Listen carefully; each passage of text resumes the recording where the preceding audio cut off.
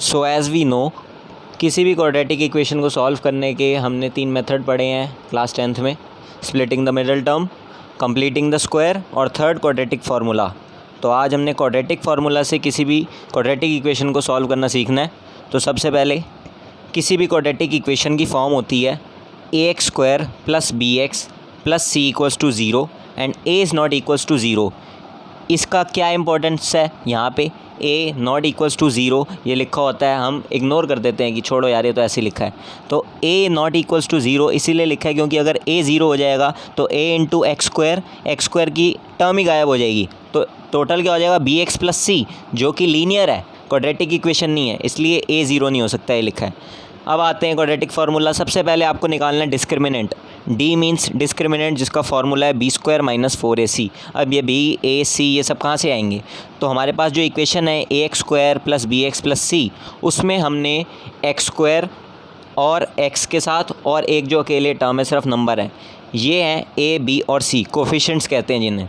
तो हमने कोफिशिएंट्स की वैल्यू कंपेयर करनी है अपने गिवन जो क्वेश्चन में इक्वेशन है उससे, ए बी और सी की वैल्यू निकालनी है और उसके बाद हमने बी स्क्वायर माइनस 4ac में उसकी वैल्यू पुट करके डी की वैल्यू निकालेंगे।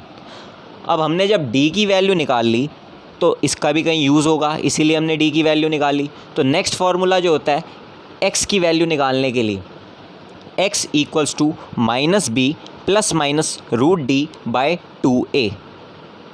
तो डी आ गया हमारे पास, रूट डी आ जाएगा, बी हमने पता लगा लिया था इक्वेशन से कंपेयर करके, ए हमारे पास है, सारी वैल्यूज़ पुट हो जाएंगी।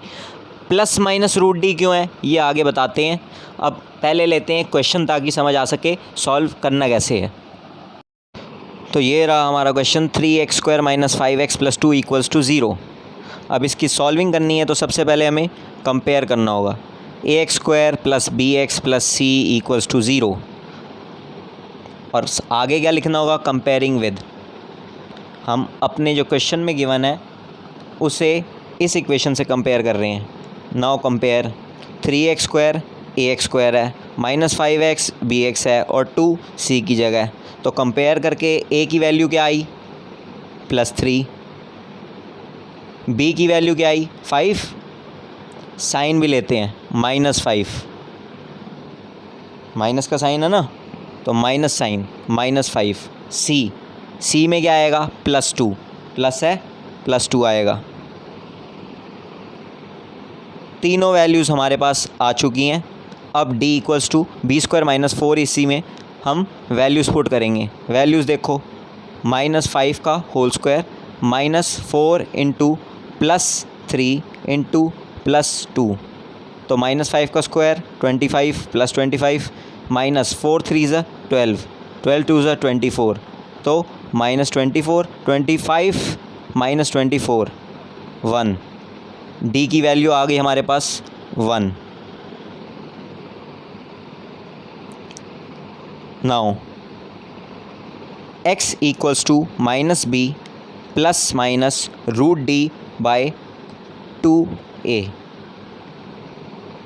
प्लस माइनस कहा था, तो प्लस माइनस क्या होता है, आओ पता लगाएं कि प्लस माइनस क्यों है और कैसे आएगा। तो इसके लिए √4 लेते हैं। √4 का आंसर क्या आएगा, +2 या फिर -2, क्योंकि +2 -2 दोनों का स्क्वायर करने पे 4 आंसर आएगा। तो किसी भी नंबर का रूट करने पे 2 वैल्यूज़ आती हैं, एक प्लस में एक माइनस में। सिमिलरली रूट डी का आंसर भी एक प्लस में होगा एक माइनस में होगा, इसीलिए वहाँ पे हमारे पास प्लस माइनस है। अब समझ आ गया। अब हमारे पास वैल्यूज़ सारी गिवन है, हम ऊपर से देखेंगे सारी values, A B C given है, डी हमें पता है, वैल्यूज़ पुट करो, एक्स की वैल्यू फाइंड करो।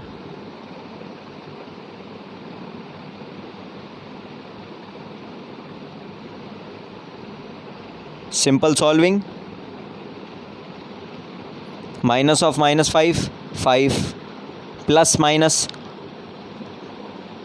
1 का रूट 1 आ जाएगा, अपॉन 2 इंटू 3 6। तो 2 वैल्यूज़ आ गई हमारे पास एक्स की। एक आएगी 5 प्लस 1/6 और दूसरी 5 माइनस 1/6। तो 2 वैल्यूज़ क्या आ गई, एक आ गई 6/6 दूसरी आ गई 4/6,